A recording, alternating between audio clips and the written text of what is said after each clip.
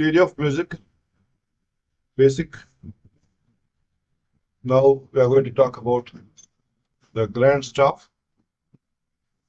You can see the picture there. The treble and bass clefs put together is shown as grand stuff. So you have the left hand line and spaces, right hand line and spaces.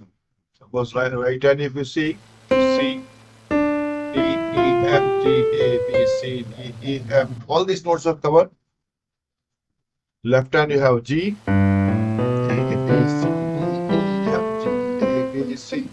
You reach to the same C, and right hand also starts the same C. So that's the middle C. Whether it's a keyboard or a piano, that's your middle C. So you have the treble and bass put together, and the notes are coming over line and spaces. This is line of the left hand. So 1, 2, 3, 4, 5 lines. 1, 2, 3, 4. So left hand 4, 5 lines and 4 spaces. You got it. Right hand 1, 2, 3, 4, 5 lines. That is E, G, B, D, F on the lines.